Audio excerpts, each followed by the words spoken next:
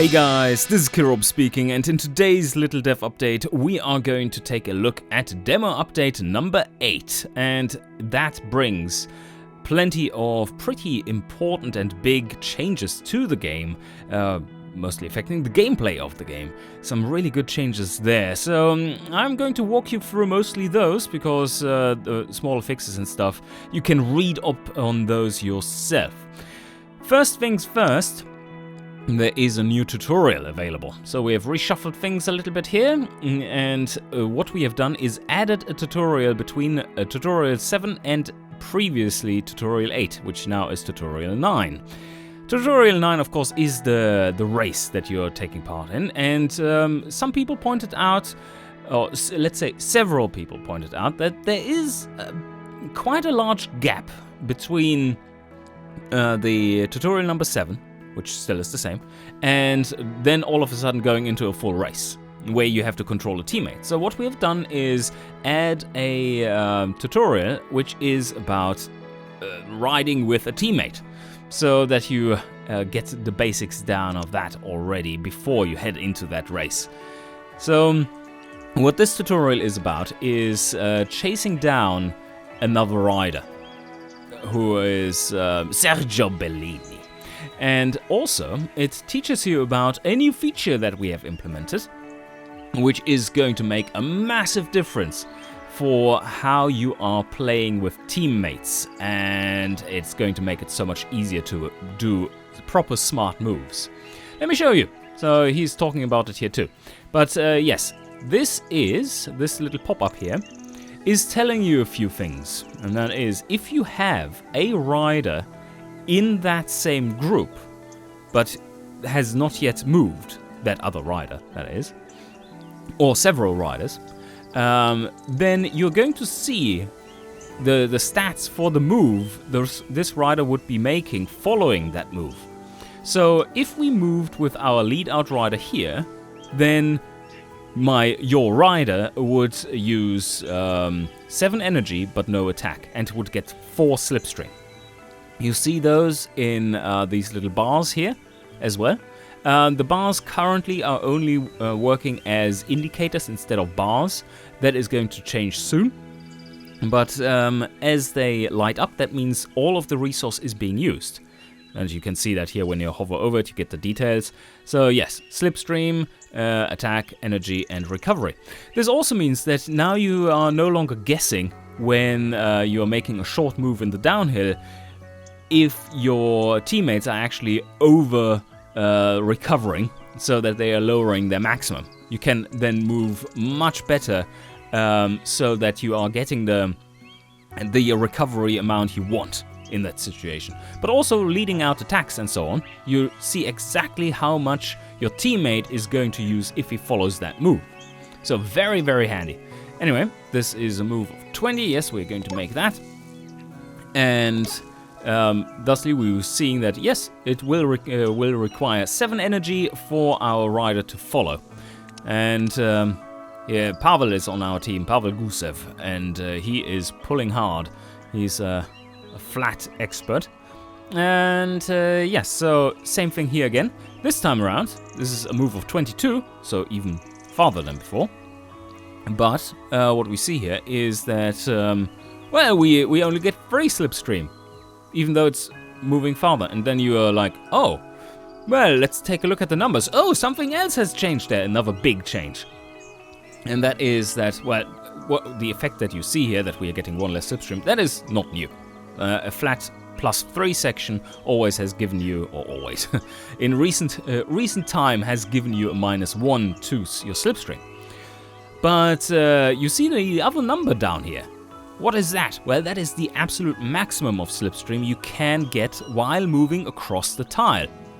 And you see those numbers can get quite low when you are moving over mountain sections.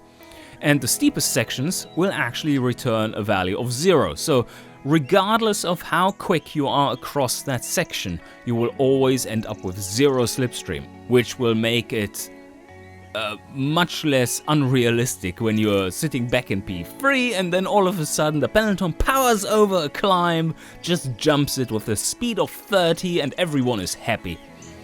even though there were 14% sections in there. And like, yeah, no problem. Nothing to see here, guys. No, that doesn't work like this in reality. So, instead of just giving you a big negative for those sections, they receive a big negative, but also you get a quite low maximum number of slipstream. So what would happen is that you sit back in P3 and you get a pretty significant amount of slipstream just from going that super fast, like 30 would give you something like 11 slipstream or so, which is cool. Problem being that the -5 or -6 from the super steep section is not enough to offset all the gains from P3.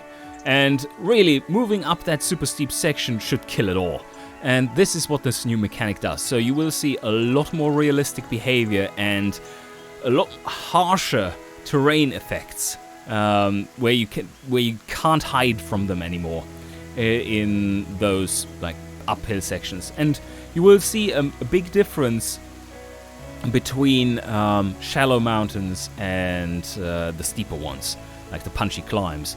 Where in the punchy climbs, there's really no hiding from it. You need to power over them using all your resources, or you are very slow. And then the opposite is true for the downhills, where the maximum is very high, as you can see here. For example, 13 maximum slipstream, and they are still giving you a bonus to slipstream. So you will see some maxed out, really easy riding there, even if the peloton is the lead rider in the peloton is going real fast. So let's take a quick look at one of those examples where this is coming through. We do have the potential to make a big move here, and there is a flat +2% section that we are crossing, where the maximum slipstream is 6, and normal flat terrain has 8, while the more downhill you get, the higher the maximum value becomes. And we have our one of our riders situated here in P0, so he can dictate the pace. And then I have placed one rider in P2 and 2 riders of very different characteristics in P3. And now let's see what it looks like. And these are the default riders that are being set there when you start a race. So if we pull here, you can see the peloton is indeed following. It's not too fast, but that is using a lot of... Wow, we do get the +1 there from leaning out the peloton. Yep. Okay, so and that is looking good. And you see here how much it costs. We do have 6 slipstream for everyone in who's behind my rider here, and these are the energy usages and attack usages they would be having there. And if we move to here, you can see that, oh well, yeah, it's just 4 slipstream and no energy use. And you can see how it's climbing up 5, 6, 5, 5, 5, 6, 6 for P2, P3. You can see the difference there. Then it jumps to 6, 6. And it can't go any further from there because, well, this section is in the way. So now we have this section instead, which is the lowest of all the numbers. We have 11 there and 8 here and 9 over there. So if we go a long distance, yeah, you can see everyone is getting 8. And on the way here, you see, of course, how the slipstream is being affected, 6, 7, 7. And as we go closer, one of the disadvantages of this new panel is, of course, that it's covering a bit of the game board, and that is unfortunate, but it's such valuable information that we think it's worth the cost of having it there. That's why we made it not always expanded with showing all the details, but rather only have it in situations like this with the compact versions, and then you can hover over to extend it and see all the details. Now let me start a super short, flat, classic crit, basically. 53 nodes long, and what I'm going to try and do here is show you 2 new features, and those are going to change the way you look at the finish. Or maybe not, because they are reacting correctly. They're just seeing like, well, there's the finish right there, so I should probably go a lot faster than what they dictated. Yeah, this is another showing here of what is happening. If the rider cannot indeed follow this move, then it is colored red, so that you're aware of, oh wow, okay, this doesn't work out. You can follow here. The difference is not that this move is too fast, but rather he's stuck in P2, and the peloton is only moving there. So yes, he can't move to this node. So instead what I'm going to do is to race with 0 AI teams, just to show you how that sprint finish works. Alright, so here we are. The spectators are waiting, and I'm going to lead out with Stanislav. He is a good flat rider, he has a little bit of sprinting capacity, it's looking good, and then let's just see what happens. So, 2 new features. The first one, very importantly, is that you get a refund now. Let's remove that window for now, so that you see it a bit better. There's a lot of clutter now with the finish. We need to maybe find some way of clearing this up. But anyway, what you see here is new, is this display up there. And that is a resource refund. Now in the move across the line, it looks at what point you cross the line, basically what your finish time is, subtract the integer number that is the number of turns, the full turns that have passed, and see that, oh okay, this is turn 6, you used 5.41 turns to finish this race, or rather, you used 41% of this turn to get over the line. So you should only pay 41% of the total cost of this move. That is being given back to you after you've made this move. Not right after, but let's say the next turn. So no game mechanics change here, apart from it making it a lot fairer for those who have landed, say, here, and then moved across the line in a big move. They are going to get back most of the resources spent in that final move, because really they only sprinted that little last bit. But let's look at the other important feature here. So this is, by the way, rounded down. So if you would be getting back 4.3 energy, then you are getting back 4. And if you would get back 0.4, like in this case, 0.4 attack, then yeah, that's 0. And yes, so we're spending 1 attack here. We do have 1 sprint available. So we have a total of 7 attack points we can spend in that move and sprint together. Well, in the sprint, you can spend that extra from the sprint skill.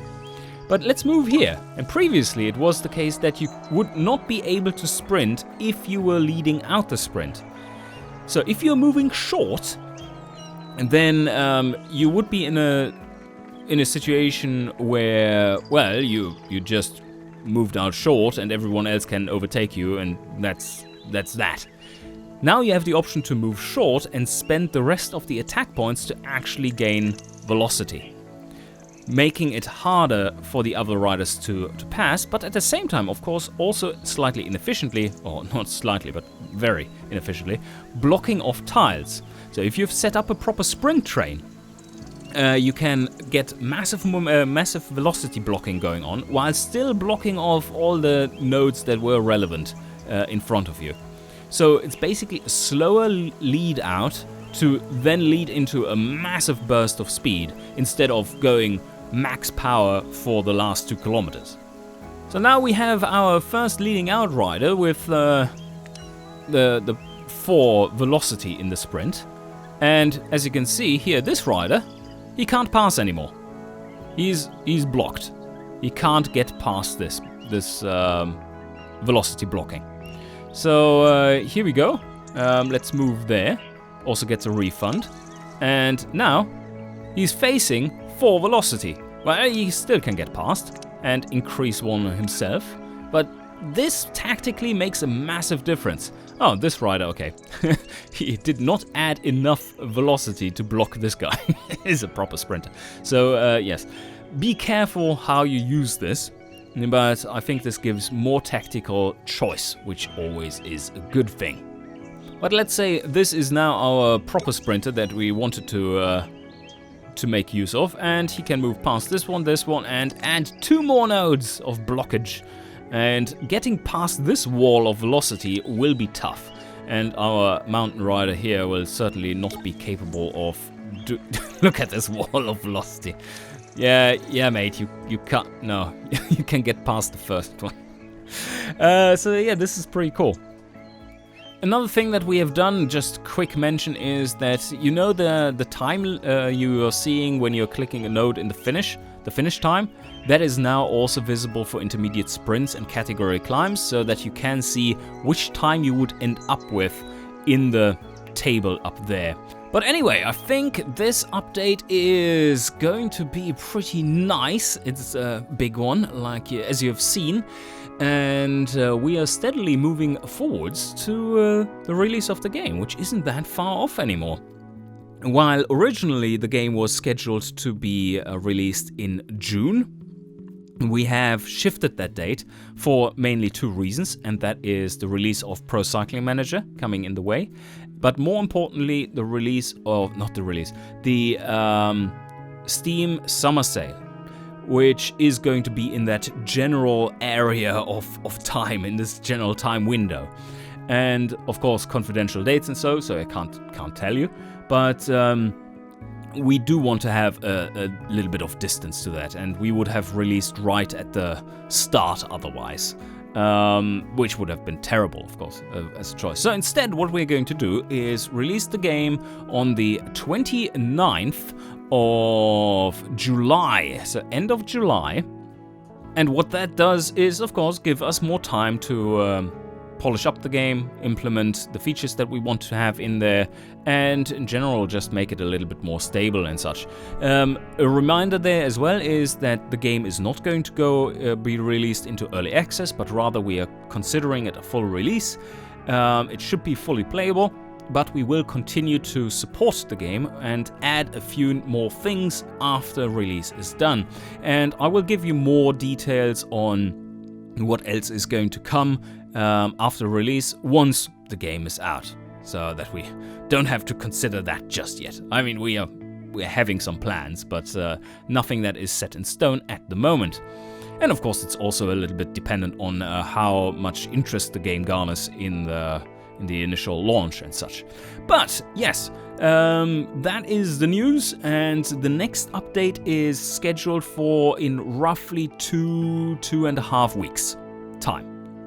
So until then, I hope that you are going to enjoy this update version, update number 8, and please notify us when you find any bugs and so on, and join our Discord. And of course, I hope you enjoyed, and see you guys next time.